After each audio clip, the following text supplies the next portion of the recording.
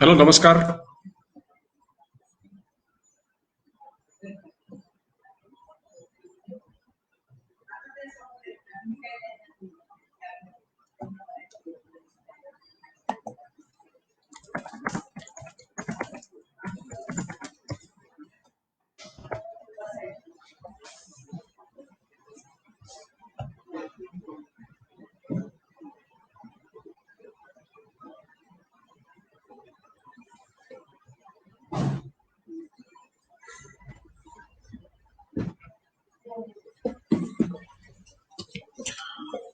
Okay.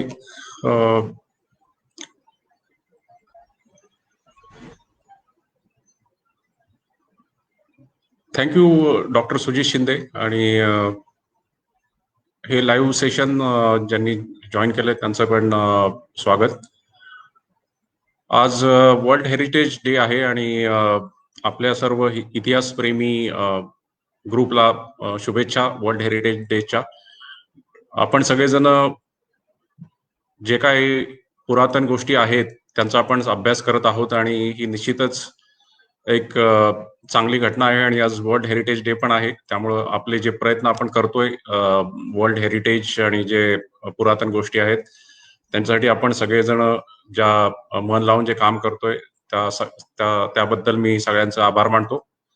आणि आज मी मला इथे डॉक्टर सुजित शिंदे आणि त्यांच्या मित्रमंडळींनी इथे बोलवलं त्याच्याबद्दलही त्यांचे धन्यवाद. त्यांनी मला इथं एक संधी दिल्याबद्दल, माझा जो टॉपिक आहे त्याच्याबद्दल त्यांनी मला संधी दिली आहे. निश्चितपणे या टॉपिक मधून लोकांना जे बलुचिस्तानमध्ये जो मराठा समाज आहे त्याच्याबद्दल लोकांना याद्वारे निश्चितच माहिती मिळेल.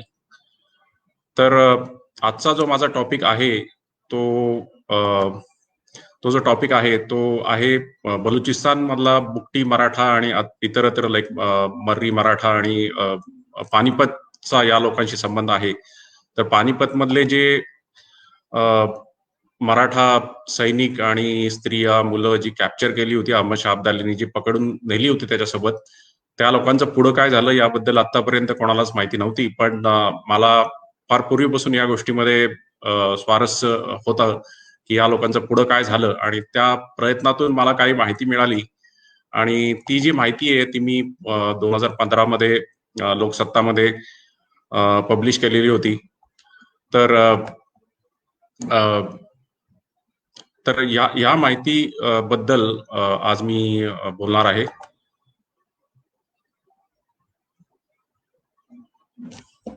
एक मिनिट.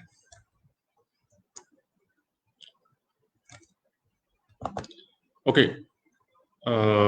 तर मी आता प्रेझेंटेशन पण आज प्रेझेंट करणार आहे. तुम्हाला प्रेझेंटेशन दिसतंय का डॉक्टर शिंदे? कन्फर्म करता का?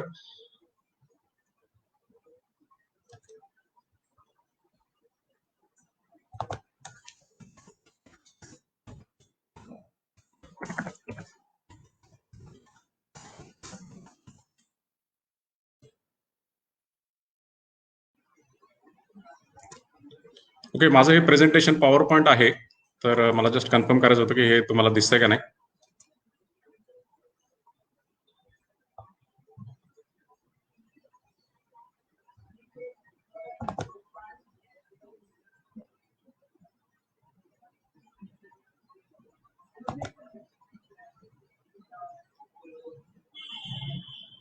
ओके. आय होप तुम्हाला हे दिसत असावं. तर हे जे मी आर्टिकल लिहिलं होतं तर ते मी 2015 मध्ये पब्लिश केलेलं लोकसत्ताच्या दिवाळी अंकामध्ये. तर तुम्हाला हे दिसू शकतात. आज सुद्धा ही माहिती लोकसत्ताच्या वेबसाईटवर अवेलेबल आहे, कथा पानिपतच्या मराठा युद्ध कथांची म्हणून. याचं मी तुम्हाला नंतर याचा जो URL आहे तो मी तुम्हाला नंतर पाठवेल. ओके. तर याची जी गोष्ट अशी मी मला जस्ट एक सांगायचं होतं की ही इन्फॉर्मेशन मला कशी मिळाली. तर पूर्वीपासून मला या गोष्टीमध्ये फारच इंटरेस्ट होता लहानपणापासून आणि शालेय जीवनात पण पानिपत विषयी बरीच माहिती होती. आणि त्याच्यात पूर्वी एवढंच लिहिलं की एक 20,000 लोकांना अहमद शाह अब्दाली त्याच्यासोबत अफगाणिस्तानात घेऊन गेला, एवढीच माहिती होती. आणि मला कुठलंही त्या लोकांविषयी काय झालं याची कुठलीही मला इन्फॉर्मेशन कुठल्याही पुस्तकात उपलब्ध नव्हती. आणि मी असंच गुगलवरती ह्या विषयावर सर्च करत होतो. आणि 2015 मध्ये मी नेहमीप्रमाणे गुगलवर असंच मला नेहमीप्रमाणे हिस्ट्री या विषयाबद्दल एक आकर्षण होतं. त्यामुळे मी असंच गुगलमध्ये सर्च करता करता मला काही काही लिंक गुगलवर मिळाल्या. कोणीतरी एक संदीप शिंदे म्हणूनच होते. तर त्यांनी सुलेखा या वेबसाईटवर थोडं काहीतरी एक असे पॅराग्राफ टाकला होता की हे जे पानिपतचे जे मराठा युद्धकैदी आहेत, तर ते आज बलुचिस्तानमध्ये त्यांच्या बलुचिस्तानमध्ये मर्री आणि बुट्टी या ट्राईब्समध्ये हे लोक आहेत, अशी इन्फॉर्मेशन त्यावेळेस त्यांनी त्या सुलेखाच्या त्यांच्या कॉमेंट सेक्शन मध्ये टाकलेले होते. तर ते वाचून मला माझं क्युरिओसिटी म्हणा ती परत एकदा मला असं वाटलं काय ते करावं. आणि म्हणून मी फेसबुकमध्ये मी तोपर्यंत नव्हतो, पण फेसबुकमध्ये मी ते अकाउंट ओपन केलं. आणि त्यानंतर मला एकच माझं एक ध्येय होतं की बाबा आपल्याकडनं काही कदाचित बुट्टी आणि या मर्री लोकांशी जर का कॉन्टॅक्ट एस्टॅब्लिश झाला थ्रू फेसबुक, कारण ते पाकिस्तानमध्ये आहेत आणि तसंही आपण त्यांच्याशी काय बोलू नाही शकत डायरेक्टली, किंवा आपण भारतामध्ये पण जाऊन त्यांना भेटू नाही शकत. एक मिनिट.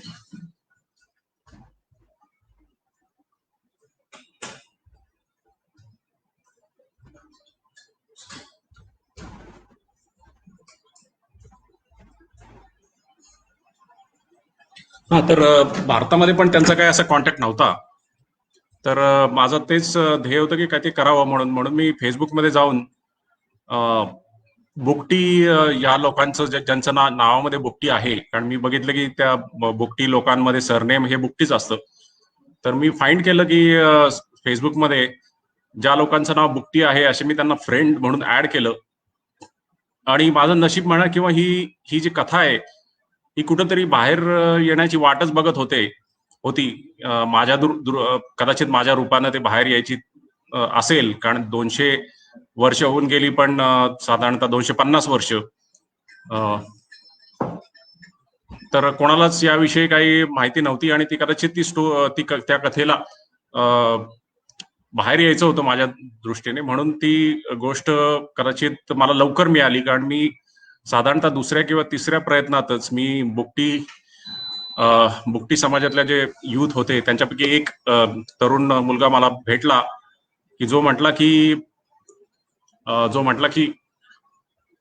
माझा एक मित्र आहे, तर तो मराठा आहे, तर तुम्ही त्याच्याबरोबर बोला, असं म्हणून त्यांनी मला एका बुकटी मराठा तरुण मुलाचं एक फेसबुक प्रोफाईल दिला आणि मी त्या मुलाला ऍड केलं. त्यानंतर त्या मुलांनी मला सांगितलं की मी मराठाच आहे आणि आम्ही इथे आहोत आणि बऱ्यापैकी संख्या आम्ही आहोत. त्यांनी सांगितलं की माझे मामा जे बाका बलूच म्हणून, तर ते बरेच शिकलेले आहेत आणि त्यांना याविषयी बरीच माहिती आहे, असं म्हणून त्यांनी मला बाका बलूच यांचा कॉन्टॅक्ट दिला.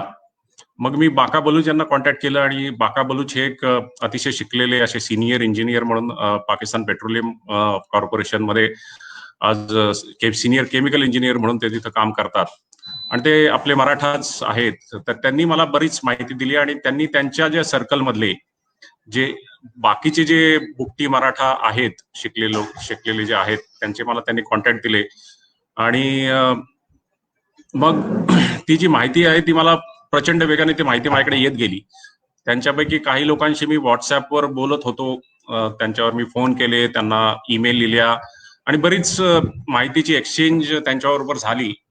आणि त्या माहितीच्या एक्सचेंज मधून मला ही सगळी माहिती मिळाली. त्यांनी मला काही पुस्तकांची नावं दिली की जी मी पुस्तकं मला माझ्या सुदैवाने आणि मला इंटरनेटवर फ्रीमध्ये मिळाली आणि मी ती डाउनलोड करून ती पुस्तकं वाचलं, जे टायगर्स ऑफ बलुचिस्तान ज्याच्याविषयी मी नंतर बोलणार आहे. तर त्याही गोष्टी मला मिळाल्या. आणि कदाचित असं मी म्हटलं की ह्या गोष्टी ज्या स्पीडनी मला मिळाल्या आणि ज्या पद्धतीने मला डिटेलमध्ये माहिती मिळाली, त्या माहितीनुसार असं मला वाटतं की ती माहिती, मी परत एकदा म्हणतो की ती माहिती कुठंतरी थांबलेली होती आणि ती वाट बघत होती बाहेर निघण्याची, आणि ती माहिती मला मिळाली. ही गोष्ट जी आहे, ही जी माहिती मी 2015 मध्ये लोकसत्ताच्या दिवाळी अंकात पब्लिश केली, तर ती माहिती पब्लिश केल्यानंतर ही माहिती बरीच प्रसिद्ध झाली आणि बऱ्याच लोकांनी व्हॉट्सअपवर ही गोष्ट पूर्ण फॉरवर्ड केली. काही काही लोकांनी याच्या युट्यूबवर डॉक्युमेंटरी बनवल्या. त्यानंतर टीव्हीवर सुद्धा एबीपी माझा, झी मराठी वगैरे चॅनल्सनी त्याच्या छोट्या डॉक्युमेंटरी बनवल्या. माझं कुठे नाव नाही टाकलं, पण दॅट्स ओके. पण ह्या गोष्टी त्या 2016 मध्ये बऱ्याच प्रमाणात बाहेर आली, कारण लोकसत्तानी 2016च्या फेब्रुवारीमध्ये ही गोष्ट जी तुम्हाला दिसते समोर, तर ही त्यांनी 2016ला पब्लिश केली. हे जे आर्टिकल आहे 2016 मध्ये त्यांनी हे पब्लिश केलेलं आहे. आणि त्यानंतर मग बऱ्याच प्रमाणात लोकांना या विषयी माहिती मिळाली. तर 2015 पर्यंत कुठल्याही एक्सेप्ट इंटरनेटवर काही ठिकाणी लोकांनी लिहिलं होतं की असे लोक आहेत, पण त्यांची जी सविस्तर माहिती होती ती कोणालाच माहिती नव्हती. तर अशा पद्धतीने ही जी माहिती आहे ती माहिती मी 2015 मध्ये पब्लिश केली लोकसत्ताच्या दिवाळी आणि तो माझा एक मला हे या गोष्टीचं मला बरंच कृतार्थ वाटतंय, कारण मी काहीतरी मराठी लोकांविषयी आणि हिस्ट्रीच्या माध्यमातून मी काहीतरी करू शकलो. आणि ते केवळ हिस्ट्रीची आवड, जसे आपल्या सगळ्यांना हिस्ट्रीची आवड आहे, त्या आवडीमुळेच हे आज शक्य झालं. आणि माझी जी लहानपणापासून जी एक मनामध्ये होतं कुठेतरी या लोकांचं काय झालं, त्या गोष्टीविषयी एक मला उत्तर मिळाल्याचं पण एक मानसिक समाधान त्यातनं मला मिळालं. आणि आज इंटरनेटच्या माध्यमातून अशा बऱ्याच गोष्टी आहेत की आपण आज या गोष्टी इंटरनेटचं माध्यम आपल्याला मिळालंय, त्यामुळे आपण या बऱ्याचशा गोष्टी आपण आज फाइंड करू शकतो. सर्च केलं तर आपल्याला पुष्कळशी माहिती मिळू शकते. आपण लोकांशी बोलू शकतो. या गोष्टी मागच्या 200 वर्षांमध्ये या गोष्टी नव्हत्या आणि लोक एकमेकांपासून कट ऑफ झालेले होते. आता ही जी बुकटी मराठा बांधव ज्याशी मी बोलणार आहे, ते बलुचिस्तान जो पार्ट आहे तो एकदमच असा कट ऑफ झालेला पार्ट होता बऱ्याच वर्षापासून, की जिथं फक्त अशा टोळ्या, ज्या बंदूकधारी टोळ्या राहत होत्या आणि बाकीचे कोणी लोक तिथून जाण्याचा किंवा तिथं जायचं धाडसच करत नव्हते. आणि त्याविषयी काही पुस्तकं पण नव्हती. त्यामुळं हिस्टोरियन्स जे होते, जे बरेचसे हिस्टोरियन्स, तर त्यांना ती माहिती मिळाली नाही, कारण त्यावेळेस इंटरनेट नव्हतं. त्यांना त्यांच्याकडे जी ऐतिहासिक साधनं होती त्यावरच त्यांना समाधान मानावं लागायचं. पण हा एक रिमोट आणि असा एरिया होता की जिथं कोणी जाऊ शकत नव्हतं. अशा एरियात त्यांना जायचं शक्यच नव्हतं. त्यामुळे त्या गोष्टी कुठेतरी लपून राहिल्या होत्या. पण आज आपल्याला इंटरनेटच्या माध्यमातून आपण बऱ्याचशा गोष्टी आपण साध्य करू शकतो. ओके. तर हे झालं की या आर्टिकल विषयी. आता मी त्या आर्टिकल मध्ये काय आहे, म्हणजे यांची स्टोरी नक्की काय आहे, यांची कथा नक्की काय आहे, म्हणजे कुठून सुरुवात झाली, की हे जे मराठा लोक आहेत ते बलुचिस्तान कसे पोहोचले, त्याविषयी मी पहिल्यांदा बोलणार आहे. त्यानंतर मग मी त्या लोकांमध्ये त्या लोकांचे वेगवेगळ्या ज्या त्यांच्या ट्राईब्स आहेत आणि त्यांची आणि बुकटी समाजात ते लोक कशा पद्धतीने स्थिरावले, कुठले ते कामं करायचे, शेती करायचे, बाकी काय करायचे, ते कसं करायचे, कुठल्या एरियात ते लोक आहेत आज बलुचिस्तानमध्ये, त्यांची लोकसंख्या किती आहे, कुठल्या कुठल्या शहरात ते राहतात, आणि त्यानंतर मग त्यांची सद्यस्थिती काय काय करतात ते आजकाल. आणि त्याच्यानंतर मग त्यांचे काही फोटोज आणि मला जे रेफरन्सेस आहे त्याविषयी मी सविस्तर बोलणार आहे. तर मी सुरुवात पानिपतच्या युद्धापासून करतोय. तर हे पानिपतचं जे युद्ध 14 जानेवारी 1761, ज्याला आपण संक्रांत कोसळ असं म्हणतो, ही एक प्रचंड मोठी घटना इतिहासात होऊन गेली. तिसरं वॉर ज्याला म्हणतो, तिसरं युद्ध पानिपतचं, जे अहमद शाह अब्दाली अफगाणिस्तानचा जो शासक होता आणि मराठाज जे सदाशिवराव भाऊच्या नेतृत्वाखाली उत्तरेत अहमद शाह अब्दालीशी लढायला गेले होते, त्यांचं जे युद्ध झालं पानिपतचं, ही एक प्रचंड इतिहासाला एकदम कम्प्लीट एक इतिहास, खूप मोठी अशी ऐतिहासिक घटना आहे ती. आणि त्या युद्धात की अहमद शाह अब्दालीच्या बाजूनी बरेचसे उत्तरेतले जे राजे होते ते अहमद शाह अब्दालीच्या बाजूने होते आणि मराठ्यांचा पूर्णपणे जे अन्न पाणी वगैरे सगळं कट ऑफ केलेलं होतं. पानिपतच्या आजूबाजूला जेव्हा त्यांची छावण्या पडल्या 2 महिने, तेव्हा मराठ्यांच्या दक्षिणेत जाण्याच्या मार्गावर अब्दाली उभा होता आणि मराठे अब्दालीच्या उत्तरेकडे जाण्याच्या मार्गात होते आणि तो त्यांचा एक स्टेलमेट 2 महिने जवळ राहिला आणि युद्धाला अखेर 14 जानेवारी 1761 तोंड फुटलं आणि जवळजवळ मराठे दुपारपर्यंत युद्ध जिंकतच होते, पण समहाव 2 महिने काय अन्न पाण्यावाचून काढलेले, त्यामुळे मराठी लवकर थकले आणि अब्दालीनी पण त्याचे जे एक राखीव सैन्य होतं त्यांना दुपारनंतर युद्धामध्ये उतरवलं.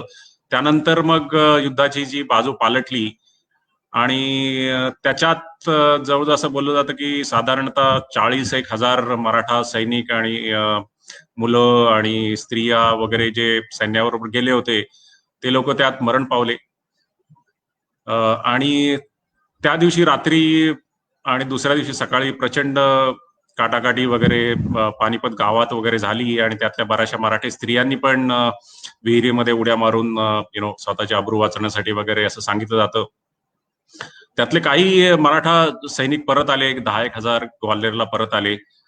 पण असंही सांगितलं जातंय काय की इतिहासात लिहिलेलं आहे की एक 20,000 मराठा सैनिक आणि लहान मुलं, स्त्रिया वगैरे जे वाचले होते त्यांना अहमद शाह अब्दालीनी एक गुलाम म्हणून आपल्यासोबत नेलं, अशी इतिहासात नोंद आहे.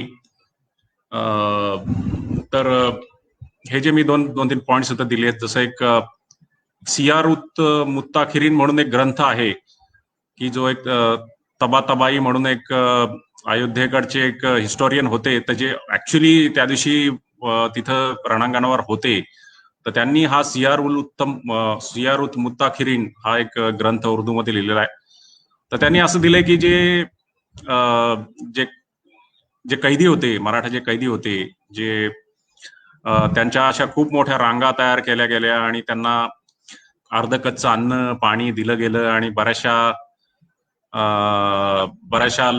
पुरुषांना तर त्यांनी ते कापले गेले आणि जे मुलं बायका वगैरे जे लोक राहिले होते त्यांना गुलाम म्हणून, आणि जे अप्रॉक्सिमेटली 22,000 असे होते आणि त्यांच्यापैकी काही लोक खूप मोठ्या हुद्द्याचे पण होते, अशा लोकांना त्यांनी गुलाम म्हणून आपल्यासोबत अब्दालीनी नेलं, असं त्यांनी इतिहासात लिहिलेलं आहे. तर हे जे 22,000 सैनिकांचं काय झालं याविषयी ही स्टोरी आहे. तर अब्दाली बेसिकली ज्यावेळेस 14 जानेवारीला युद्ध झाल्यानंतर अब्दाली 2 महिने उत्तर हिंदुस्थानातच होता. त्यांनी काही ठिकाणी स्वाऱ्या केल्या, जसे मथुरा वगैरे, इकडे तिकडे पण जाऊन त्यांनी हिंदूंची कत्तल वगैरे केली आणि तो 22 मार्चच्या दरम्यान 22 मार्च 1761 अब्दाली कंदाहारला जायला परत निघाला, कारण तो कंदाहार अफगाणिस्तानचा होता आणि असं सांगितलं जातं की त्याच्या बऱ्याचशे सैनिक त्यावेळेस बंड पण करण्याच्या बेतात होते, कारण ते 1 वर्षापासून हिंदुस्थानात होते आणि हिंदुस्थानातला उन्हाळा त्यांना कदाचित सहन नसता झाला, असं पण लिहिलं जातंय की ते लोक त्यांनी आग्रह केला अब्दालीला की आपण परत जाऊयात. तर अब्दाली 22 मार्चला दिल्लीवरून निघाला परत जायला. आणि हा जो तुम्हाला इथं एक नकाशात दिसतोय, तर त्यात हा एक साधारणतः एक मार्ग अब्दालीचा मला मिळाला इंटरनेटवरती, की साधारणतः ह्या मार्गाने अब्दाली गेला असावा. तर तुम्ही बघू शकता की अब्दाली हा येण्याचा मार्ग आणि जाण्याचा मार्ग सेमच होता. हा येण्याचा जरी मार्ग असेल तरी हा सेम जाण्याच्या मार्गाने तो गेला. तर तो दिल्लीवरून लाहोर वगैरे करून तो खाली मुलतान, जो साऊथ पंजाब आपण म्हणतो, दक्षिण पंजाब पाकिस्तान मधला, आणि तिथून तो मग असा खालनं आपल्याला जाताना दिसतो इकडे, परत खाली येऊन थोडासा इकडे हा डेरा बुक्टी वगैरे पार्ट आहे बलुचिस्तान मधला, आणि मग इथे पुढं हा आला की इकडं ती बोलन खिंड आणि मग हॅलो,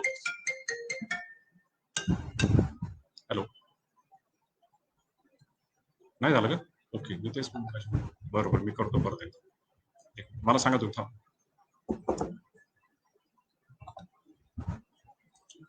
एक मिनिट, मी जरा पीपीटी शेअर करतोय परत, काहीतरी शेअरिंग मध्ये प्रॉब्लेम आहे.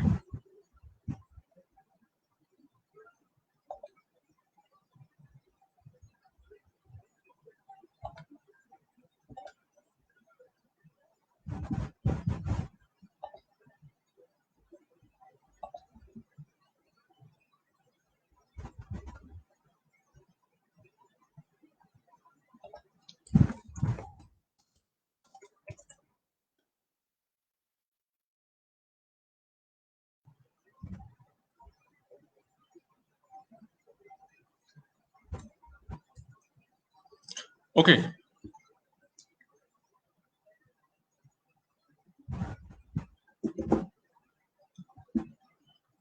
हा, तर हा जो मार्ग आहे तो मी परत एकदा दाखवतोय की हा जो मार्ग आहे तो दिल्लीवरून जेव्हा अहमद शाह अब्दाली निघाला, तो लाहोर वगैरे मार्गातून तुम्ही बघू शकता, अटक, पेशावर वगैरे मार्गातून तो खाली परत असा आलेला आहे. आणि इकडे हा साऊथ पंजाब, मुलतान वगैरे हा पार्ट आहे, जो हा परत बलुचिस्तान मधनं हा अफगाणिस्तान, इकडे कंदाहार वगैरे आहे. आणि इथं इथं बोलनखिंड वगैरे पार्ट लागतो. तर अब्दाली जेव्हा निघाला तेव्हा ते 22,000 ज्यांना आपण युद्धकैदी म्हणू, ते युद्धकैदी पण त्याच्यासोबत होते. आणि 2 महिने तर ते त्याच्यासोबतच होते, म्हणजे 14 जानेवारी ते 22 मार्च असे 2 महिने त्याच्यासोबत होते. आणि आपण मगाशी डिस्कस केलं की त्या युद्धकैद्यांना 2 महिन्यात खाण्यासाठी असं काही विशेष मिळालं नव्हतं. एकतर प्रचंड मानसिक आघात त्यांच्यावर झालेला होता, कारण जे जवळचे नातेवाईक होते, वडील म्हणा, भाऊ म्हणा किंवा आई, यांची कत्तल झालेली होती. आणि अशा विमनस्क अवस्थेत हे जे 20-22 हजार मराठा युद्धकैदी अफगाण सैन्याबरोबर कंधारच्या दिशेने निघालेले आहेत. आणि मध्ये पंजाबमध्ये जेव्हा ते आले, तर पंजाबमध्ये जे शीख लोक होते, तर गोविंदाल नावाचं गाव आहे, तिथं शिखांनी काही मराठा स्त्रियांना मुक्त केलं. आणि त्या शिखांनी पुढं त्या स्त्रिया शीख समाजातच पुढं स्थायिक झाला. तर त्यांच्यापैकी एक जी स्त्री होती काशीबाई म्हणून, जी पेशव्यांशी संबंधित होती असं बोललं जातं.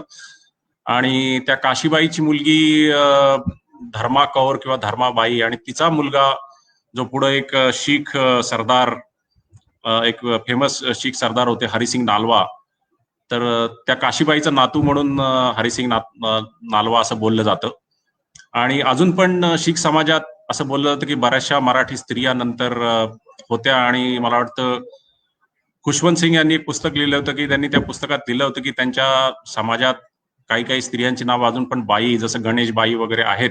आणि त्यांचं असं म्हणणं होतं की ह्या स्त्रिया ज्या आहेत त्यावेळेस पानिपतच्या ज्या युद्धाची ज्या स्त्रिया शिखांनी सोडवल्या त्यांच्यापैकी एक होत्या, असं ते म्हटलं जातं. आणि पण ह्या फार कमी प्रमाणात सोडवल्या गेल्या. आणि त्यानंतर मग हे अफगाण सैन्य पश्चिम पंजाब त्यांनी ओलांडल्यानंतर मग डेराबुक्टी, मर्री, कोहलू वगैरे ही गावं लागतात, म्हणजे बलुचिस्तान बेसिकली सुरू होतो. आणि बलुचिस्तान मधनं जात असताना बलुचिस्तानचा बेसिकली त्यावेळेचा शासक जो होता, म्हणजे त्यावेळेचा जो किंग होता, जो नासिर खान नूरी म्हणून एक त्यावेळेस किंग होता बलुचिस्तानचा, त्याचा आणि अहमद शाह अब्दालीचा 1758, म्हणजे ते वॉर होण्याच्या अगोदर 3 वर्ष वॉर होण्याच्या अगोदर त्यांचा एक करार झाला होता. त्या करारानुसार असं ठरलं होतं की अहमद शाह अब्दाली हा मीर नासिर खान नूरीला सैन्य ठेवण्यासाठी काही आर्थिक मदत करेल. आणि ज्यावेळेस युद्ध होईल त्यावेळेस मात्र मीर नासिर खान नूरीची बलुची सेनेने अब्दालीला युद्धात मदत करावी. तर त्यानुसार पानिपतचं जेव्हा वॉर झालं, त्या पानिपतच्या वॉरच्या होण्याच्या अगोदर 1 महिना अताई खानच्या नेतृत्वाखाली एक बलुची घोडदळ आणि काही उंट वगैरे ते सगळे अब्दालीला येऊन मिळाले होते. त्याच्यामुळे अब्दालीची बाजू ऍक्च्युली युद्धात बळकट झाली होती. कारण इथे उंटांमध्ये त्यांनी बरंच त्यांच्या तोफा वगैरे ठेवून त्या उंटाच्या तोफांनी मराठी सैन्याला बराच त्रास झाला युद्धामध्ये. तर जेव्हा हे अफगाणी सैन्य डेराबुक्की आणि बलुची एरियातून जायला लागलं, त्यावेळेस त्या मीर नासिर खान नूरीनी अहमद शाह अब्दालीकडे आर्थिक मदत मागितली. कारण त्याला ते सैन्य ठेवायचं होतं, म्हणून त्याने आर्थिक मदत मागितली की बाबा माझे पैसे तुम्ही द्या. पण त्यावेळेस तसं अब्दालीकडे काय विशेष काय असे पैसे पण नव्हते असं बोललं जातं. कारण त्याला तसं त्या हिंदुस्थानामधल्या युद्धामध्ये पानिपतमध्ये मराठ्यांकडून त्याला त्या तोफा वगैरे ह्याच्या व्यतिरिक्त असं काय मिळालं नाही. आणि त्याला तसंही काय खूप जास्त पैसे मिळाले नाही. त्यामुळं अहमद शाह अब्दालीनी त्याच्याकडे जे मराठी कैदी होते की ज्यांना त्यांनी गुलाम म्हणून तो पुढे अफगाणिस्तान देणार होता, तर त्या सगळ्यांना त्यांनी असं बोललं जातं, नक्की अजून माहित नाही की किती संख्येने शेअर केले, म्हणजे सगळेच मराठा जे कैदी होते त्या सगळ्यांनाच त्यांनी दिलं. की त्यातल्या काही लोकांना दिलं ह्याबद्दल अजून काही माहिती नाहीये. पण बऱ्यापैकी कायद्यांना त्यानं त्या बलुची लोकांना सुपूर्द केलं. कारण तुम्ही मला युद्धात मदत केली म्हणून मी तुम्हाला हे देतो, मला पैसे देऊ शकत नाही म्हणून त्याने दिलं. आणि मग अब्दाली पुढे निघून गेला. आणि नासिर खान नूरीनी हे जे मराठी लोक होते जे कॅप्चर्ड युद्धकैदी होते त्यांना त्याने बलुची लोकांमध्येच विभागून दिलं. कारण बलुची लोकांमध्ये परत वेगवेगळ्या छोट्या छोट्या ट्राईब्स होत्या, जशा बुट्टी, मर्री, गुरचानी, रायसानी, अशा वेगवेगळ्या ट्राईब्स आहेत. आणि हा बलुचिस्तानचा एरिया बराच मोठा आहे आणि तिथं काय असं काय पिकत नाहीये. एरिया खूप मोठा आहे पण लोकसंख्या फार कमी आहे. तर त्यांनी ह्या लोकांना एकाच ठिकाणी ठेवण्यापेक्षा मग त्यांनी त्या लोकांना असं मराठी लोकांना त्याने असं विभागून दिलं. कारण जर का मराठी जर युद्धकैदी एकाच ठिकाणी असते तर परत त्यांनी बंड केलं असतं वगैरे, असं त्यांनी बराच विचार केला आणि त्यांनी या लोकांना त्यांच्यामध्ये विभागून दिलं. तर आज परिस्थिती अशी आहे की मराठी जे युद्धकैदी त्यावेळेस जे विभागून दिले गेले, आज ते बऱ्यापैकी बलुचिस्तानमध्ये सेटल आहेत. ते लोक आज मुसलमान आहेत धर्माने, पण बऱ्याच वर्षापर्यंत ते हिंदू म्हणूनच होते. पण त्याच्याबद्दल मी नंतर बोलेल. पण आज ते मुसलमान म्हणून तिथं आहेत आणि ते एक बुट्टी, मर्री आणि बाकी इतरत्र ट्राईब्स मध्ये त्या ट्राईबचा ते एक अविभाज्य भाग झालेले आहेत. आणि अजून पण ते लोक स्वतःला मराठा समजतात आणि म्हणजे ते स्वतःला मराठाच लावतात स्वतःच्या नावामागं वगैरे. बुकटी पण लावतात पण मराठा सुद्धा लावतात. आणि तर ही लोक आज साधारणतः एक 50,000 ते 50,000 ते 2 लाख इतपत त्यांची लोकसंख्या असावी असं बोललं जातं.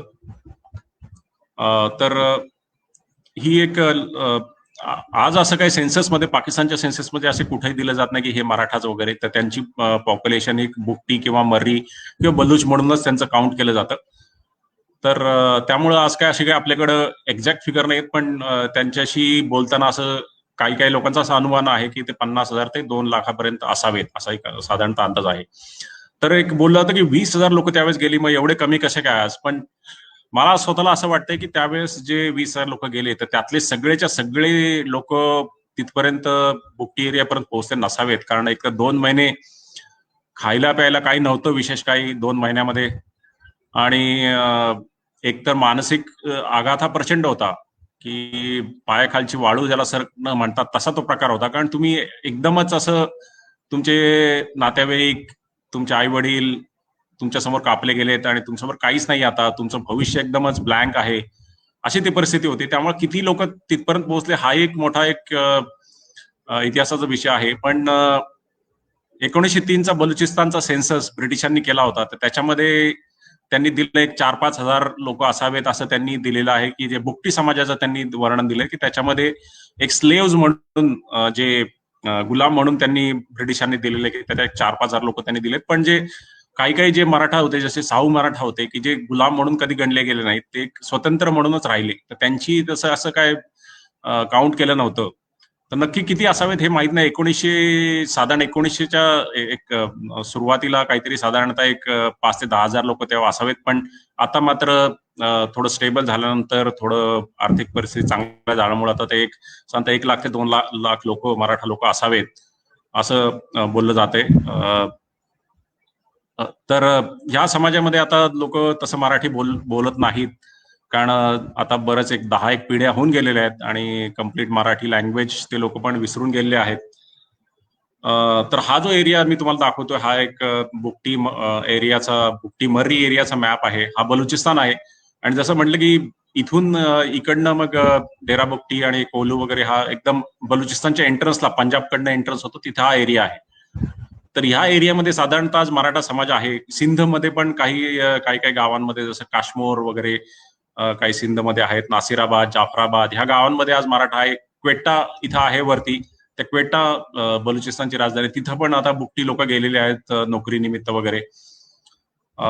तर हा सगळ्या ह्या एरियामध्ये कम्प्लीट असा मराठा समाज आहे आजही. ओके, तर ही जी काही माझ्याकडे आज पिक्चर आहेत ही ह्या बुट्टी एरियाची पिक्चर आहे. तर तुम्ही बघू शकाल की हा जो बुट्टी आणि मर्री एरिया आहे हा असा एकदम असा एक वाळवंटा सारखाच एरिया आहे तो. तिथं काय असं काय पिकत नव्हतं त्या काळी आणि आता सुद्धा जास्त काय पिकलं जात नाही. हा कम्प्लीट असा एक डेझर्ट आणि माउंटनचा एरिया आहे. तिथं कुठलीही अशी मोठी नदी नाहीये. पाणी जे काय आहे ते अशा छोट्या छोट्या स्ट्रीम्स, नाले असे आहेत. त्या नाल्यांमध्ये कधी पाणी असतं. वर्षानुवर्ष तिथं पाऊस पडत नाही. जे थोडे बहुत स्ट्रीम आहेत तिथं थोडी बहुत शेती केली जाते. तर हे जे मराठा लोक आज आहेत तिथे आणि त्यावेळेस ते गेले, तर बऱ्यापैकी आज हा लोक मी सांगितलं की डेरा बुकटी आणि सराउंडिंग एरियामध्ये ते आहेत.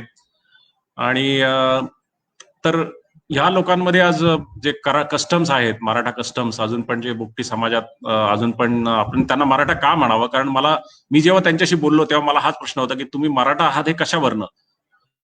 तर मला ज्या सुरुवातीलाच मी आता माझ्याकडे आता त्यांच्यापैकी काही माझे मित्र पण झाले आहेत, त्यांनी जेव्हा मी सुरुवातीलाच पहिला फोन केला तर त्यांनी मला सांगितलं की आमच्यामध्ये घाणा भरणं ही पद्धत अजून पण सुरू आहे. आणि मी व्हॉट्सअपवर पाकिस्तानामध्ये जे माझे मित्र आहेत बाका बलूच त्यांच्याशी बोलत होतो, त्यांनी मला सांगितलं की आम्ही साहू मराठा आहोत आणि आमच्यामध्ये आज घाणा भरणं आहे. तर घाणा भरणं मला असं वाटलं की ही जी पद्धत आहे ही एकदमच अशी मराठा समाजातली एक पूर्वापार चालत आलेली एक पद्धत आहे की जी फार आपण हजारो वर्षापासून चालत असावी ती कदाचित. तर त्यांनी मला सांगितलं घाणा भरणं आणि त्यावेळेस मला कम्प्लीट त्याच्याविषयी मला असा विश्वास बसला की हो खरंच हे मराठाच आहेत, कारण 250 वर्ष झाली तरी सुद्धा तुमच्यामध्ये घाणा भरणं आहे. आणि दुसरं म्हणजे की ते लोक आजही आई म्हणून वर्ड अजून पण ते लोक त्यांच्यामध्ये वापरतात आईला आई म्हणण्यासाठी. पण बाकीचे जे बलुची लोक आहेत त्यांच्यामध्ये मात म्हणून आईला म्हटलं जातं. आता बलुची लँग्वेज जी आहे ती पण इंडो युरोपियन क्लासमधलीच एक लँग्वेज आहे, त्यामुळे ती बऱ्यापैकी संस्कृतशी तिचं मिळते जुळती लँग्वेज आहे ती. जसं माता आपण ज्याला म्हणू शकतो, बलुची ही इराणियन आणि इंडो इराणियन टाईप लँग्वेज मधली आहे ती, त्यामुळे त्यांच्यामध्ये मात आहे. पण आई हा शब्द हा महाराष्ट्रातच जनरली युज केला जातो, बाकी कुठल्याही राज्यात हा मला नाही वाटत की हा आई वर्ड वापरला जातो, पण त्यांच्यामध्ये अजून पण हा आई हा वर्ड अजून पण आय असं म्हणतात. जसं की ग्रामीण महाराष्ट्रात उदाहरणार्थ पश्चिम महाराष्ट्रात आपण ज्याला आय असं म्हणतात आय, तसाच तो आय हा वर्ड अजून पण तिथे वापरला जातो. तर ह्या आणि त्यांच्यामध्ये त्यांनी मला हे पण सांगितलं की लग्नाच्या अगोदर आमच्यामध्ये जसं आपण आंघोळ करतो मराठामध्ये, एक पुरुषाची आंघोळ असते, नवऱ्याची जी आंघोळ म्हणतात की त्याला जोडलं जातं आणि घरातल्या लहान मुलं किंवा स्त्रिया हे घेऊन त्याला पाटावर बसून वगैरे त्याचं केलं जातं आपण जसं आंघोळ असते, तसंच त्यांच्यामध्ये सुद्धा अजून आहेत. बऱ्यापैकी त्यांच्यामध्ये हे कस्टम्स जे मराठा कस्टम्स आहेत ते अजून पण त्यांच्यामध्ये आहेत तसेच आहेत, फक्त ते त्यांची रिलिजन चेंज झालेली आहे. बाकी ते बऱ्यापैकी त्यांनी त्यांचे जे मराठा जे चालीरीती आहेत त्या तशाच ठेवलेल्या आहेत.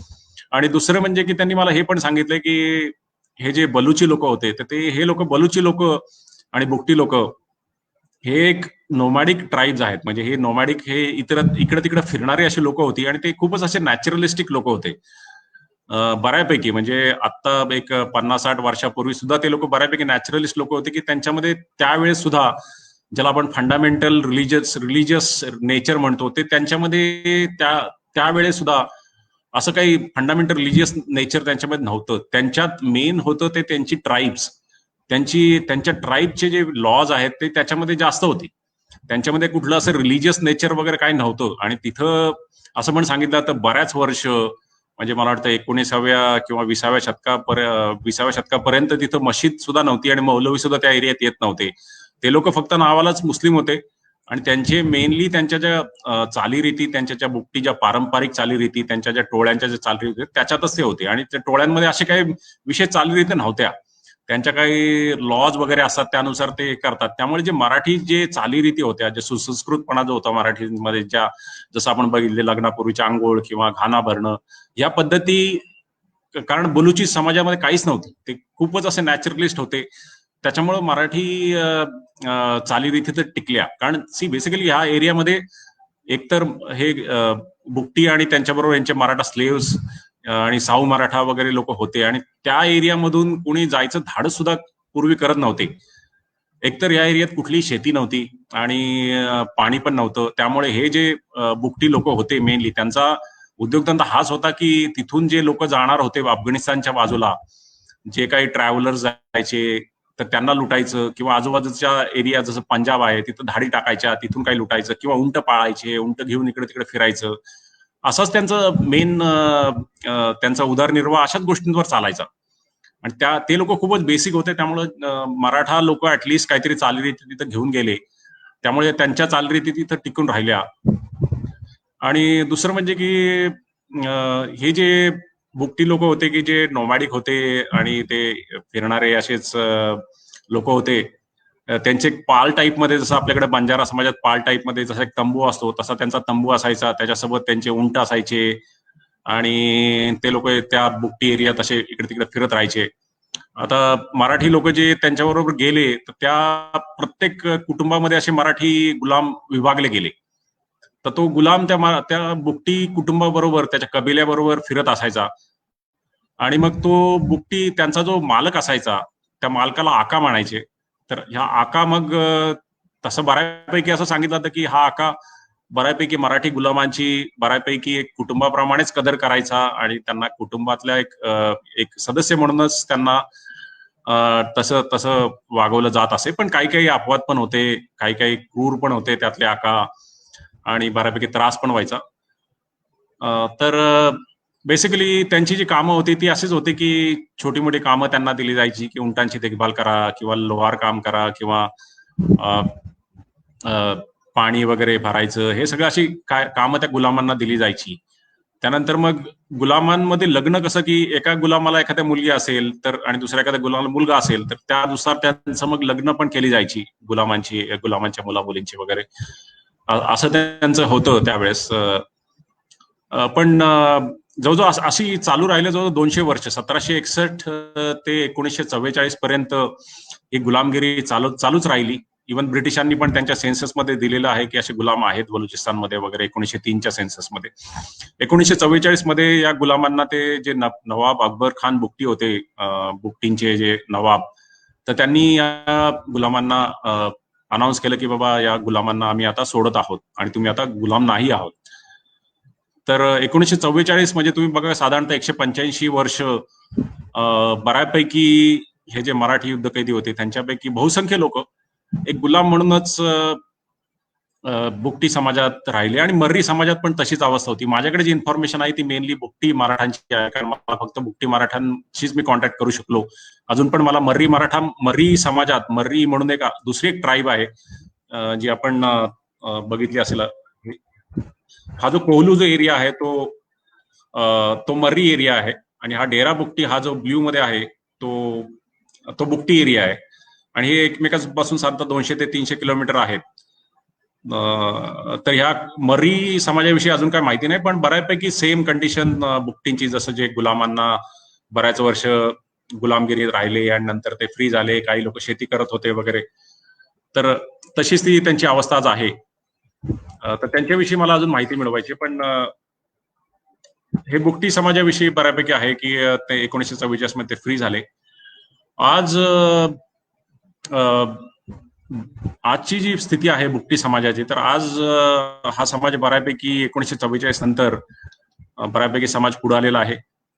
आणि तुम्ही बघू शकता की या बुकटी समाजामध्ये बुकटी लोकांच्या पण स्वतःच्या ट्राईब्स आहेत, कारण बुकटीमध्ये परत कालपर, मासोरी, शांबानी, नोथानी, फिरोजानी, रहेजा वगैरे सब ट्राईब्स बुकटीच्या आहेत. त्याच्यामध्ये जे मराठा गेले, आता सपोज एखादा मराठा युद्ध कैद्याला जर का कालपर बुकटींमध्ये दिलं गेलं तर तो स्वतःला कालपर मराठा वगैरे म्हणायचे. तसंच मसुरी मराठा, शांबानी मराठा, असं त्या बुकटींच्या नावाने, त्या बुकटी ट्राईबच्या नावाने हे लोक विभागले गेले. त्यानंतर मग एकच फ्री मराठा होते की जे पहिल्यापासून स्वतंत्र होते, की ज्यांना कुठल्याही गुलामगिरीत राहावं लागलं नाही, तर त्यांना साऊ मराठा असं म्हणतात. पण मला असं वाटतं की हा साऊ मराठा नसून हा साहू मराठा आहे किंवा शाहू मराठाच आहे. कारण त्यावेळेस पानिपतच्या युद्धाच्या अगोदर शाहू महाराज हे मराठांचे छत्रपती होते. 1749 साली शाहू महाराजांचं निधन झालं, पण तरी सुद्धा जनमानसांमध्ये शाहू महाराज हीच एक छबी होती की त्यानंतर शाहू महाराजांनंतर मला वाटतं जे राजे होते ते छोटे होते त्या वयाने वगैरे, त्यामुळं शाहू महाराज म्हणूनच लोकांमध्ये ती जनमानसात प्रतिमा होती. तर ही जी बाकीची आपण वरची नावं बघितली जशी कालपर, मासोरी वगैरे, ही त्यांच्या बुकटीचे जे सरदार होते त्यांच्या नावांवर त्या ट्राईब्स दिल्या, म्हणजे असं नावं दिलेली आहेत. तसंच मग हे जे शाहू मराठा असतील त्यांनी कदाचित शाहू महाराजांचं नाव घेतलं असावं आणि त्यांनी स्वतःला शाहू महाराज असं, स्वतःला शाहू मराठा असं स्वतःला म्हणायला सुरुवात केली. आता हे शाहू महाराजांमध्ये या ज्या आपण ज्या मेनली या ज्या बघितल्यात की जे कस्टम्स आहेत त्यांचे आंघोळ घाणाभरण वगैरे, या मेनली शाहू मराठांमध्ये आहेत. कारण बाकीचे लोक तर स्लेव्स म्हणूनच होते, त्यांच्यामध्ये ते त्या कदाचित त्यांच्यामध्ये पण या पद्धतीत असाव्यात, पण मला जास्त कन्फर्मेशन आहे शाहू मराठा किंवा शाहू मराठांकडनंच मिळालं, की ज्याच्यामध्ये त्यांच्या परत ह्या सब ट्राईब्स आहेत, रंगवानी, दिनवानी, किलवानी, पेशवानी वगैरे. आता हे माहिती नाही की या कुठून आल्या, ही नावं कुठून आली हे सुद्धा अजून काही लोकांना माहित नाही. कारण तसंही बलुचिस्तान हा फारच मागासलेला भाग होता, की जिथं सगळ्या अशा ट्राईब्स होत्या फिरणाऱ्या इकडे तिकडं, आणि त्यांच्यात लिहिणं वगैरे तर तुम्ही विसरूनच जा. 18व्या-19व्या शतकात शक्यच नव्हतं. त्यामुळं नक्की काही आपल्याकडे डॉक्युमेंटरी प्रूफ्स असे नाहीयेत की नक्की यांचे किती लोक त्यावेळेस आले, ते लोक कसे कसे विभागले गेले, काय झालं, या गोष्टीबद्दल काहीच माहिती नाही अजून तरी. आता ही जी माहिती मी तुम्हाला सांगतो की याच्या माझ्याकडे काहीतरी डॉक्युमेंटरी प्रूफ नक्कीच आहे, की टायगर्स ऑफ बलुचिस्तान म्हणून जे सिल्विया मॅथेसननी पुस्तक लिहिलंय, की ज्याच्यामध्ये तिने लिहिलेलं आहे की असे मराठाज लोक आहेत बलुचिस्तानमध्ये वगैरे. आणि बाकी पण काही इंग्लिश ऑथर्सने असं दिलेलं आहे की बाबा अशी मराठा लोक दिसत आहेत आम्हाला बलुची एरियामध्ये वगैरे. तर ते काही डॉक्युमेंटरी प्रूफ्स आहेत. आणि माझं जे बोलणं झालं की बलुचिस्तान मधले जे मराठाज आहेत त्यांच्याबरोबर जे बोलणं झालं, की त्यांना बऱ्यापैकी माहिती आहेत की आपल्यामध्ये काय ट्राईब्स आहेत आणि आपण कसे आलो तिथे. मीर नासिर खान नूरीचं जे अग्रीमेंट झाली होती अहमद शाह अब्दाली बद्दल बरोबर, तर ती त्या लोकांना माहिती आहे, त्यांनी मला ही माहिती दिली. नाहीतर आपल्याला ही माहिती तशी मिळणं अवघड होतं. तर ह्या शाहू मराठ्यांच्या ज्या सब ट्राईब्स आहेत मी दिले, रंगवाणी, दिनवानी, किलवानी, पेशवानी. कदाचित पेशवानी नाव पेशव्यांवरनं पण आलं असावं, की बहुतेक हे लोक पेशव्यांबरोबर काम करायचे म्हणून त्यांनी पेशवानी म्हणून दिलं असावं नाव. तर आज यांची कंडिशन असं आहे की एकतर शाहू मराठ्यांपैकी जे होते शाहू मराठा असतं, त्यांना मेनली ज्या बुकटी सरदाराने त्यांना तिथे सांगितलं की तुम्ही शेती करा. कारण त्या एरियात तसंही मी म्हटलं की शेती तिथं पिकतच नव्हती. एरिया एकदम असा वाळवंटी एरिया आहे. जे काय पाणी होतं ते डेराबुकटीजवळ 2-3 गावं आहेत की जिथं थोडे नाले वगैरे होते आणि थोडं जमिनीतलं जे अंतर्गत पाणी बाहेर येतं, असं काही एरिया होता की जिथं शेती करू शकत होते. आणि एकतर हे बुकटी लोक हे भटकी जमात होती, त्यांना शेती वगैरे काय त्यांना काही नॉलेज नव्हतं. ते फक्त असंच इकडं तिकडं छापेमारी करणं वगैरे अशीच कामं करायचे आणि त्यांना शेतीचं नॉलेज नव्हतं. मग जेव्हा हे शाहू मराठा वगैरे तिकडे गेले आणि मराठा समाज तसाही म्हणजे पश्चिम महाराष्ट्राला म्हणा किंवा इन जनरल मराठी लोक हे शेतीमध्ये पूर्वापारपासून आपली लोक शेतीमध्ये बऱ्यापैकी लोकांचा हातखंडा आहे. तर शाहू मराठा हे मेनली तिथं शेतकरी म्हणून गेले आणि त्यांनी बऱ्यापैकी तिथं चांगली शेती केली आणि त्यांनी बुकटी लोकांना पहिल्यांदाच ते शेतीचं सगळं तंत्र शिकवलं. आज पण बऱ्यापैकी जी डेरा बुकटीच्या आजूबाजूला जी शेती केली जाते, आज पण मराठा बुकटी, शाहू मराठा किंवा बाकीचे पण बुकटी लोकांनी आता शेती करायला सुरुवात केली. पण त्यांनी पहिल्यांदा हे सगळं शेती बुकटी एरियात आणण्याचं श्रेय सगळं हे शाहू मराठ्यांकडे जातं. त्यांनी बऱ्यापैकी चांगली शेती तिथं केली. त्यांनी गहू, बाजरी वगैरे तिथं ते पिकवायचे आणि त्याच्यामुळे बऱ्यापैकी बुकटी लोकांना त्याचा फायदा झाला की 50% ते नवाबाला द्यायचे आणि 50% स्वतः ठेवायचे. जे काही त्यांचं जे धान्याचं जे उत्पादन होतं त्यापैकी ते द्यायचे आणि बऱ्यापैकी त्यांनी चांगल्या प्रकारे शेती केली. 1761 पासून आतापर्यंत जी शेती चालूच आहे, बऱ्यापैकी शेती त्यांच्याकडे आहे. तर मेनली म्हणजे त्यांची शेती चालू होती.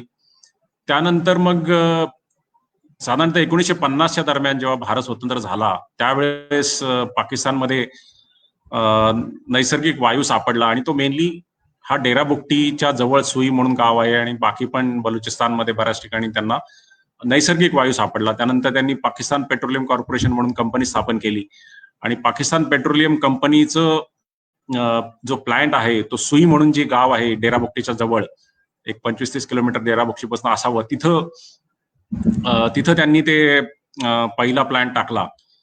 तर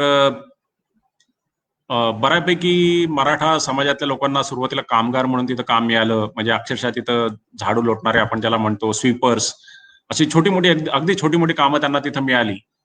पण हळूहळू बलुचिस्तानमध्ये पण एज्युकेशन येत गेलं आणि सुई जरा एक छोटं गावाचं थोडं डेव्हलप झालं, तिथं शाळा वगैरे आल्या. तर हे जे मराठा समाजातले लोक इनफॅक्ट हे जे एक टायगर्स ऑफ बलुचिस्तान म्हणून पुस्तक आहे, तर त्याचं इंट्रोडक्शन पॉल टायटस म्हणून एक ऑथर आहेत इंग्लिश, तर त्यांनी त्याचं इंट्रोडक्शन दिलंय 1990च्या दरम्यान जी तिसरी आवृत्ती निघाली, बहुतेक 2000 साली असावी.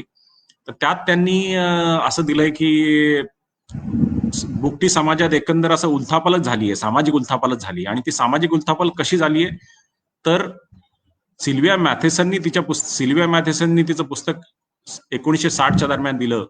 तर त्या पुस्तकात तिने दिलं होतं की हे बुकटी मराठा आहेत, तर ते लोक एकदम असं छोटी मोठी काम करतायत. पण एक साधारणतः 2000च्या वेळेस पिक्चर हे जे चित्र होतं ते बऱ्यापैकी पालटवलं होतं आणि एक सामाजिक उलथापालट झाली होती. कारण आता झालं होतं की जे मराठा लोक जे पूर्वी गुलाम म्हणून होते तेच आता मालक झालेत.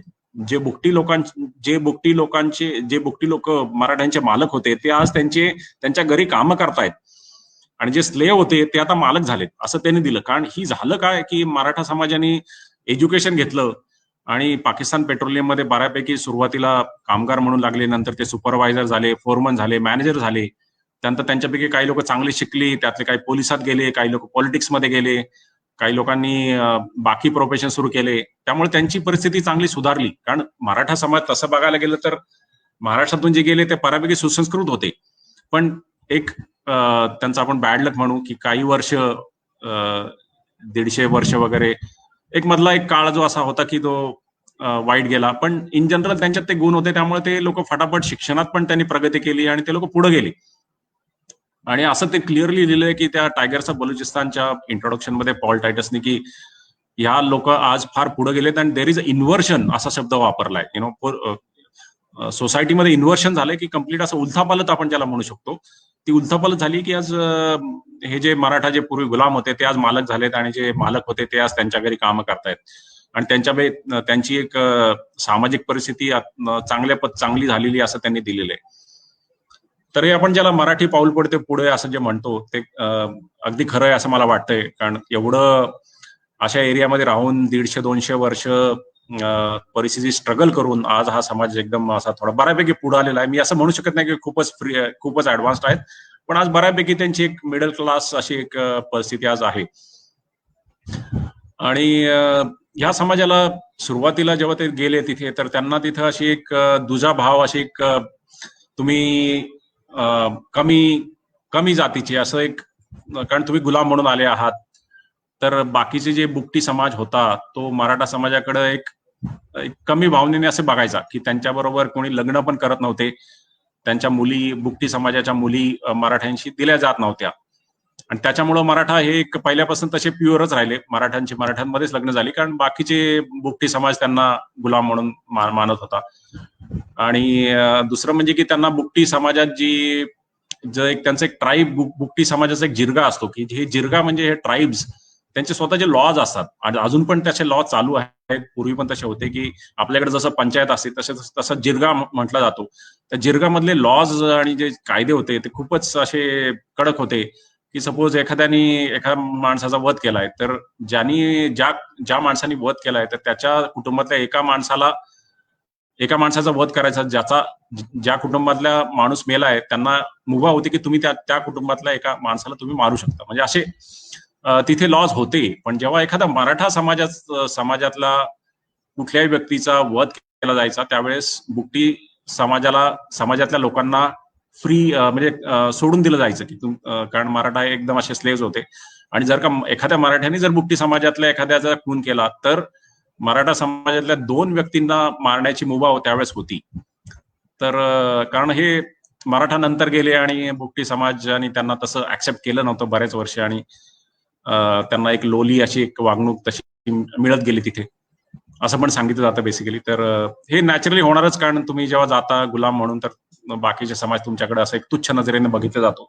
पण आता बऱ्यापैकी ती परिस्थिती बदललेली आहे. त्या लोकांना जे गुलाम होते त्यांना पण 1944 मध्ये अकबर खान बुकटींनी फ्री केलं.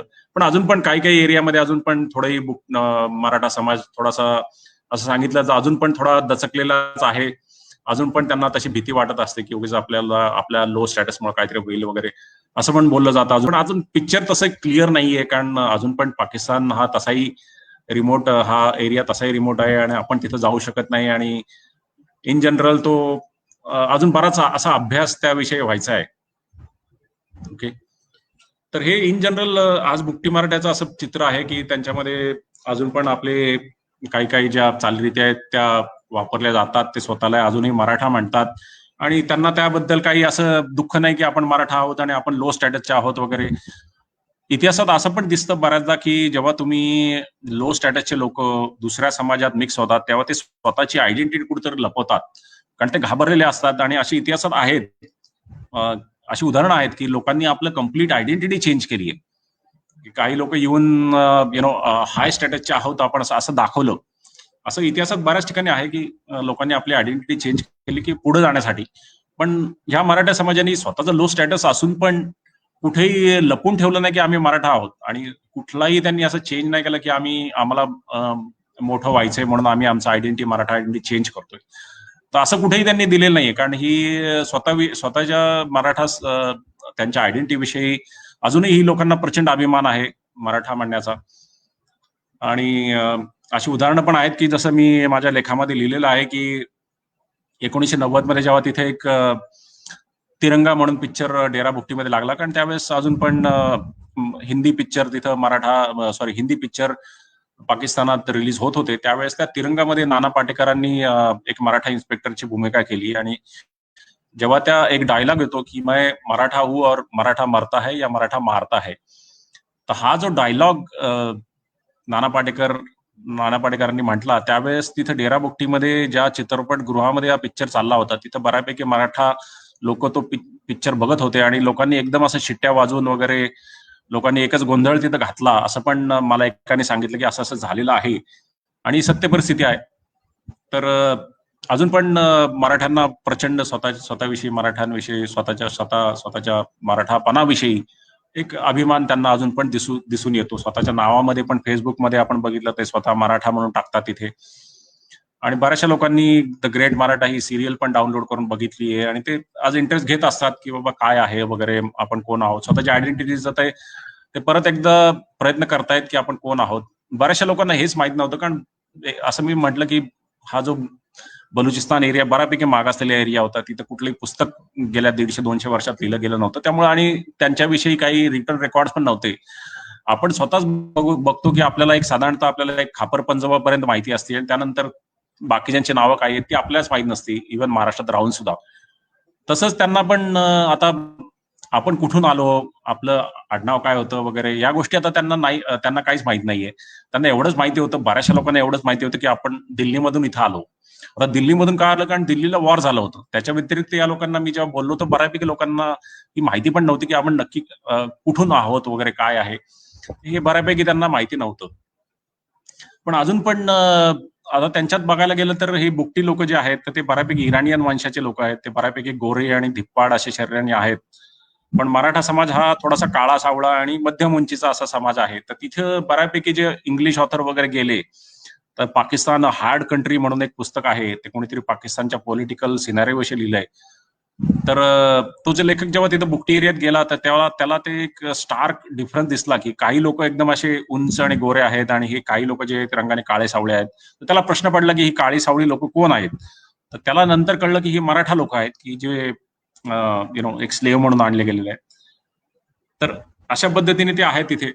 आणि आत्ताच्या जो बुकटी मराठ्यांविषयी काय करतात, तर बऱ्यापैकी असं मी म्हटलं की आता ते लोक शेती करतात, बऱ्यापैकी काही लोक तिथं पॉलिटिक्समध्ये, जसं आपण त्याला समूह गुण म्हणतो की जसं महाराष्ट्रात पण मराठी लोक जसं पॉलिटिक्समध्ये इंटरेस्ट आहे, बऱ्यापैकी लोक करतात, तसंही तिथं आज डेरा बुकटीमध्ये मला वाटतं 30% ते 40% लोकसंख्या आज मराठांची आहे डेरा बुकटी गावामध्ये. तिथे एक मराठा कॉलनी म्हणून पण एक एरिया आहे डेरा बुकटीमध्ये. आणि डेरा बुकटीमध्ये मला वाटतं 15 त्यांच्या ज्या म्युनिसिपल काउन्सिलमध्ये 15 पोझिशन पैकी 7 मेंबर जे आहेत ते 7 मराठा आहेत निवडून आलेले. आणि सुईमध्ये पण एक साधारणतः 10 ते 20% लोक मराठा आहेत. सुई गाव हे मोठं आहे, साधारणतः एक 80-90 हजार लोकसंख्या असावी. तिथं पण एक 15-16 हजार लोक तिथं मराठा लोक आहेत. आणि तिथं सुद्धा त्यांच्या सुईच्या काउन्सिलवर बऱ्यापैकी मराठा लोक आहेत. काही अपोजिशन पार्टीचे जे चीफ आहेत ते सगळे तिथं मराठा आहेत. मराठ्यांचा स्वतःचा आता जिरगा पण आहे आणि ते बऱ्यापैकी तिथं एकत्र राहतात आणि त्यांचे ते फंक्शन वगैरे चालू असतात. आणि ते पण बाकीच्या बुकटी समाजात आता ते लोक कम्प्लिटली बऱ्यापैकी मिक्स होऊन गेलेले आहेत.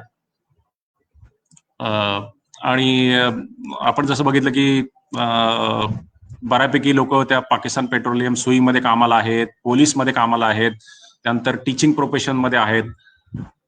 तर बऱ्यापैकी म्हणजे एक मिडल क्लास म्हणून आता तो समाज तिथे आहे, व्यवस्थित चाललाय त्यांचा आता. तर ही जी माहिती आहे ती बऱ्यापैकी आता आपण बघितली ती बुकटी मराठ्यांविषयी. त्यानंतर मर्री मराठास हा जो सब्जेक्ट आहे, मर्री मराठास, मी याच्याविषयी पण माहिती फाइंड करण्याचा प्रयत्न केला, पण अजून तर मला काय त्याच्याबद्दल जास्त यश आलेलं नाहीये. पण हा कोहलू म्हणून जो एरिया आहे, जसं मी म्हटलं की 200 किलोमीटर डेरा बुकटीपासून आहे नॉर्थ साईडला, तिथं बऱ्यापैकी मर्री ट्राईब आहेत बलुचींची, आणि त्याच्यामध्ये सुद्धा मराठाज आहेत. मला काय काय रेफरन्सेस थोडेसे मिळाले होते की त्याच्यामध्ये असं दिसतंय साधारणतः की सेम परिस्थिती मर्री मराठांची पण आहे. ते लोक सुद्धा सुरुवातीला गुलाम म्हणूनच होते आणि त्यानंतर ते हळूहळू त्या समाजात मिक्स होत गेले. तर बाकी पण काही गुरचानी वगैरे, रायसानी वगैरे ट्राईब्स मध्ये पण मराठा आहेत. तर अजून बऱ्यापैकी याविषयी संशोधन होणं जरुरीचं आहे. तर माझ्याकडे ही काही बुकटी मराठ्यातल्या फेसबुकवर मला काही पिक्चर मिळाली आहेत. तर तुम्ही हे बघू शकता. हे बाका बलूच म्हणून माझे एक चांगले मित्र आहेत, सिनियर इंजिनियर पाकिस्तान पेट्रोलियम मध्ये आहेत. हे मराठाच आहेत. तुम्ही बघू शकता कलर वगैरे आपला बऱ्यापैकी काळा सावळा. हा एक तरुण इथे बसलेला आहे, तो पण एक मराठा आहे फेसबुकवर. हा सुद्धा एक थोडा काळा सावळा, पण ह्याची दिसते आपल्याला की शेत वगैरे आहे तिथे बलुचिस्तानमध्ये. आणि दुसरं म्हणजे की मी अजून पण उल्लेख करू इच्छितो की माझे काही अजून मित्र आहेत, जसे की कासिम बुकटी म्हणून आहेत, की जे तिथं मराठाच आहेत आणि साऊ मराठ्यांपैकी आहेत, आणि ते आज तिथं पाकिस्तानमध्ये एक मला वाटतं असिस्टंट कलेक्टर म्हणून पोस्टवर आहेत, मोठ्या पोस्टवर आहेत. आणि बऱ्यापैकी एज्युकेशन त्यांना मिळत गेलं, त्यामुळे ते पुढे आलेले आहेत आणि बऱ्यापैकी उत्कर्ष झालेला आहे. हे जे एक मराठा ट्राईबचं एक फेसबुकचं पेज आहे, की हे तुम्ही बघू शकता. हे जे मराठी आहेत, तर त्यांचा हा ग्रुप आहे मराठा ट्राईबचा फेसबुक पेज. हे त्यांचे वदेरा आहेत. वदेरा म्हणजे चीफ, आपण बघू शकता वदेरा. तर हे जे व्यक्ती आहेत दीन मोहम्मद मराठा, हे दीन मोहम्मद मराठा हे वदेरा आहेत, तिथले चीफ आहेत ते मराठा ट्राईबचे. आणि त्यांचं एक फंक्शन होतं त्यावेळेस हा पिक्चर दिसतोय आपल्याला. आणि मी या पुस्तकाविषयी बोललो की टायगर्स ऑफ बलुचिस्तानचं सिल्विया मॅथेसन. तर हे एक बऱ्यापैकी रेफरन्स पुस्तक म्हणून आपण म्हणू शकतो, कारण ह्या पुस्तकात बऱ्यापैकी मराठ्यांचे रेफरन्सेस येतात. आणि हे पुस्तक साधारणतः 1960च्या सुमारास लिहिलेलं आहे. तर सिल्विया मॅथेसन ही जी एक युके ब्रिटिश स्त्री होती, तर तिचे जे पती होते ते बलुचिस्तानमध्ये सुई म्हणून जे पाकिस्तान पेट्रोलियम आहे, तिथं पाकिस्तान पेट्रोलियमच्या प्लांट वरती इंजिनियर म्हणून तिथं काही वर्षासाठी कन्सल्टन्सी करायला गेले होते 1960च्या सुमारास. तर सिल्विया मॅथेसन ही एक चतुरस्त्र आपण ज्याला म्हणू शकतो असं एक व्यक्तिमत्व होतं, आणि तिला बऱ्यापैकी बऱ्याचशा गोष्टींमध्ये इंटरेस्ट होता. तर तिला आर्किओलॉजीमध्ये सुद्धा इंटरेस्ट होता, आणि तिने त्या पुस्तकात बऱ्यापैकी आर्किओलॉजी विषयी सुद्धा लिहिलेलं आहे, कारण बलुचिस्तानमध्ये बऱ्यापैकी आर्किओलॉजीच्या साईट्स आहेत.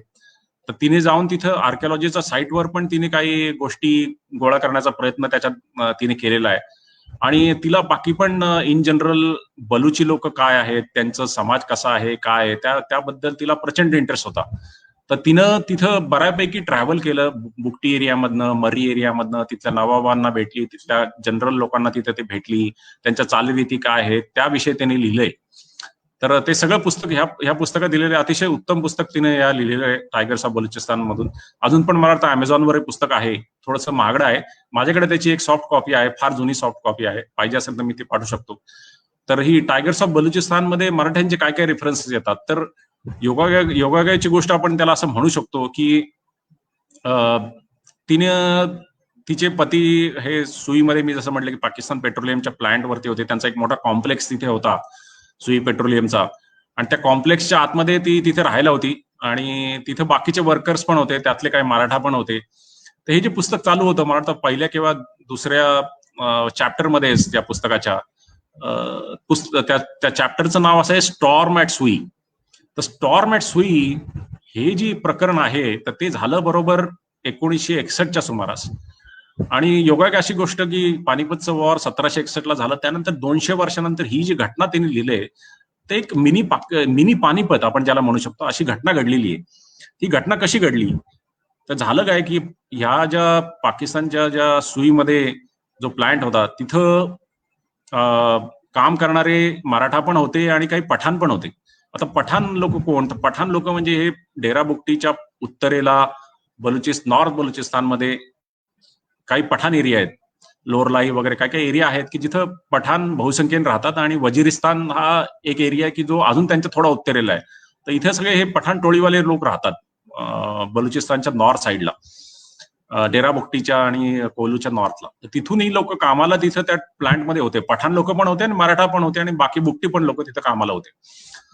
तर काहीतरी एक किरकोळ कारण घडलं की एक मराठा यंग मराठा, एक तरुण मराठा लॉरी ड्रायव्हर की जो एक ट्रक ड्राईव्ह करत होता, तो मला वाटतं काहीतरी ट्रक ड्राईव्ह करत होता आणि तो रॉंग साईडला काहीतरी ड्राईव्ह करत होता. तर त्याच्यावरून त्याला कोणीतरी पठाण व्यक्तीने त्याला हटकलं आणि त्यांचं काहीतरी बाचाबाची झाली.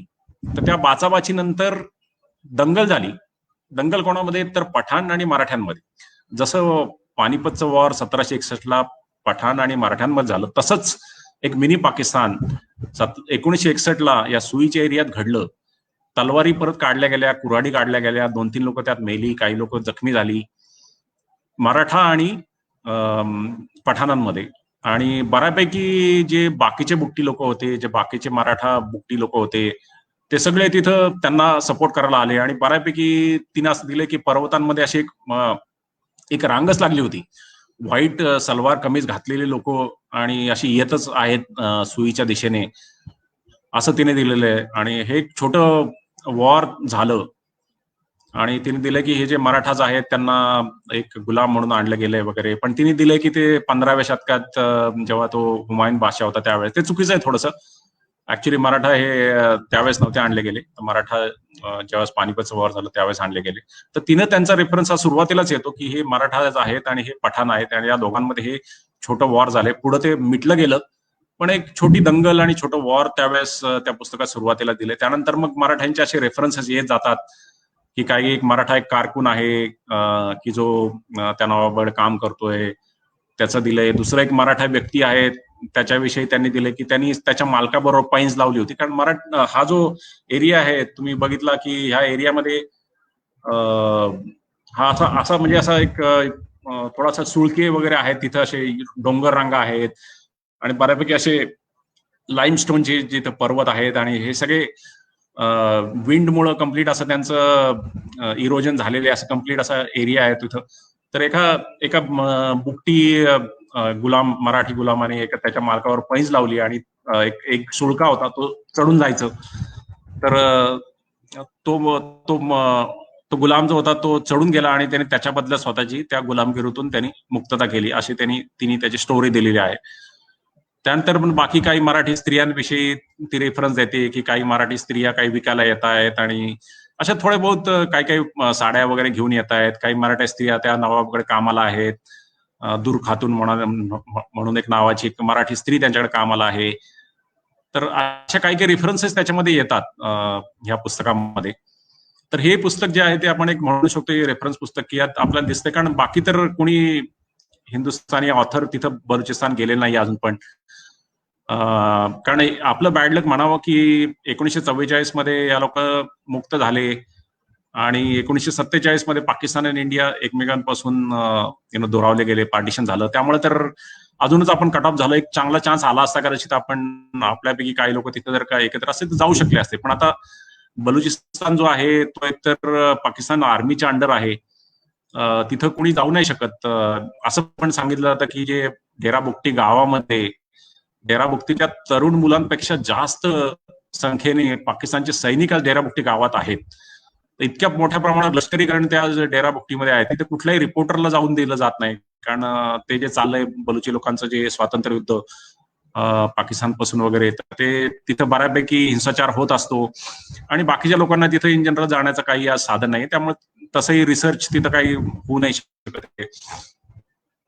त्यामुळे हे एक पुस्तक आहे की 1960 मध्ये लिहिले, बऱ्यापैकी एक रेफरन्स पुस्तक आपण म्हणू शकतो. आणि tigers of Balochistan in general एक बऱ्यापैकी रेफरन्स पुस्तक म्हणून गणलं जातं पाकिस्तानमध्ये सुद्धा. आणि इन जनरल बुकटी आणि मर्री एरियाचा जो अभ्यास त्याच्यामध्ये दिलेला आहे, अँथ्रोपॉलॉजी वगैरे आपण त्याला म्हणू शकतो, बऱ्यापैकी असा अभ्यास दिलेला आहे आणि अतिशय उत्तम पुस्तक आहे. प्रत्येकाने वाचावं असंच पुस्तक ते आहे.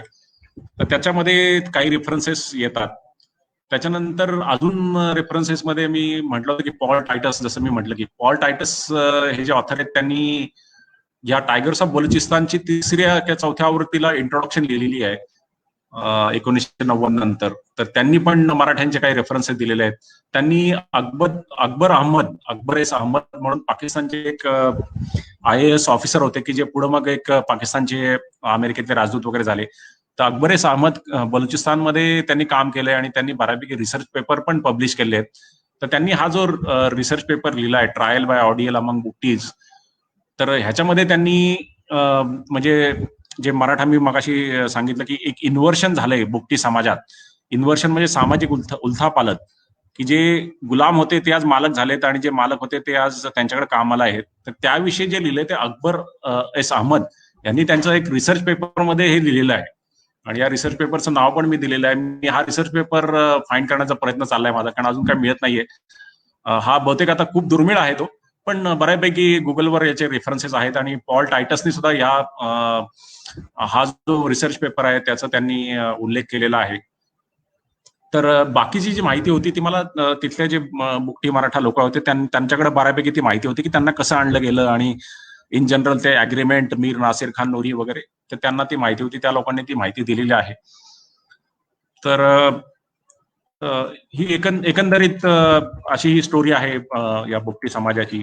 त्यानंतर काही काही जे आता तुम्हाला इंटरनेटवर मी माझ्या आर्टिकलमध्ये दिलेलंच आहे की आज त्यांचे काही गायक आहेत, जसं सबजाली बुकटी. सबजाली बुकटी हे एक बऱ्यापैकी फेमस असे युट्यूबवर त्यांचे बऱ्यापैकी गाणी असतात. तर सबजाली बुकटी हे त्यांनी काहीतरी एक सुरुवातीला जे एक बेबी डॉल म्हणून एक हिंदीमध्ये मध्ये गाणं आलं होतं, तर त्याचं जे ओरिजिनल गाणं होतं ते सबजाली बुकटींनी म्हणजे बलुचीमध्ये गायलेलं आहे. आणि त्या गाण्याचं कॉपी त्यांनी बेबी डॉल मध्ये केलं. तर सबजाली बुकटी हे पण मराठाच आहेत. तर असे काही काही जे बुकटी समाजात जे गायक वगैरे आहेत ते बऱ्यापैकी मराठा आहेत. आणि त्यांच्यामध्ये काही बलुची जी वाद्य असतात, डंबुरा म्हणून एक वाद्य आहे की सतार सारखंच वाद्य आहे, तर ते सुद्धा त्याच्यावर पण बऱ्याचशा मराठी लोकांची आज हुकूमत आहे. ते सुद्धा ते वाद्य ते वाजवतात. तर इन जनरल असं म्हणजे आज मराठा समाजाचं हे एकंदरीत चित्र आहे बलुचिस्तान मधलं.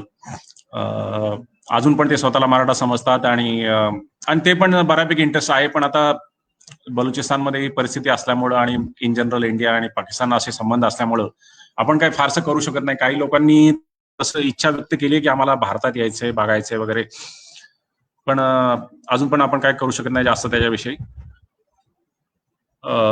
तर माझी इच्छा अशीच आहे की पुढे या समाजाविषयी आपण थोडं तरी काहीतरी माहिती व्हावी आणि कनेक्ट व्हावं. मध्ये जेव्हा मराठा क्रांती आंदोलन चालू होतं त्यावेळेस सुद्धा त्यांना वाटलं की आपण पण या लोकांना सपोर्ट करावा, म्हणून त्यांनी सुद्धा मराठा समाजाला सपोर्ट करणारे काहीतरी फेसबुकवर काही कॉमेंट्स पोस्ट केले होते की त्यांना वाटलं की आपल्याला असं आपल्याला काही सुविधा इथे मिळतात तशाच आता भारतातल्या जो मराठी समाज त्यांना पण मिळावा म्हणून त्यांनी ते केलं. पण हे जी मी 2015 मध्ये जे आर्टिकल पब्लिश केलं त्यानंतरही त्यांना माहिती मिळाली आपण पण मराठा आहोत असं. थोडं तरी गेल्या 5-6 वर्षामध्ये त्यांना माहिती मिळाल्यामुळे त्यांना पण आज असं वाटतं की चला मराठा समाजात आहेत, आपले बांधव पण इंडियात आहेत आणि आपलं एक मोठं राज्य भारतात आहे असं सुद्धा त्यांना त्याविषयी माहिती मिळाली. त्यामुळे त्यांना ते आज थोडंसं जाणवतं की आपलं काहीतरी आहे बाबा, आपण पण काहीतरी चांगल्या हेरिटेज मधून आलेले आहोत. ती थोडीशी जाणीव त्यांच्यामध्ये आलेली आहे थोडीशी तरी आज. त्या दृष्टीने एक चांगलं झालं की त्यांना ती माहिती मिळाली आहे. आणि बऱ्यापैकी हिस्ट्री पासून हे लोक कट ऑफ होते. 250 वर्ष कोणालाच काही माहिती नव्हती, थोडे बहुत एक माहिती होती, पण कुठेतरी ही माहिती आली आहे. ही एक गोष्ट चांगली आहे की काही लोकांनी पुस्तकं पण त्याविषयी लिहिली आहेत आणि बऱ्यापैकी आपण आज त्यांच्याबरोबर कनेक्टेड, ऍटलिस्ट इंटरनेटवर तरी थोडं तरी कनेक्शन आहे की आपण काय चाललंय त्यांचं काय नाही, थोडं तरी माहिती आपल्याला मिळत चाललेली आहे. आणि अजून पण मी म्हटलं की बऱ्यापैकी आपल्याला याविषयी संशोधन करायचंय. बाकी ट्राईब्स मध्ये काय आहेत, त्यांची परिस्थिती कशी आहे, कदाचित त्यांची आडनावं काय आहेत काही लोकांना माहिती असावीत. इथली जी आडनावं आहेत जशी मराठी समाजातली कदाचित त्यांना माहिती असावीत, अजून पण आपल्याला ती माहिती नाहीये. तर मर्री मराठ्यांविषयी माहिती मिळवण्याचा माझे पण प्रयत्न अजून आहेत त्याच्यामध्ये. तर ही एकंदरीत मराठा समाज बलुचिस्तान मधली माहिती.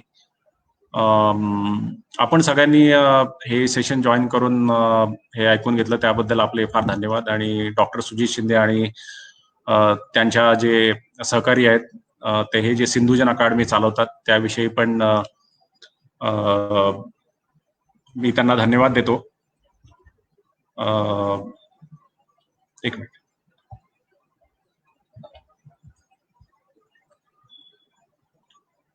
हा, तर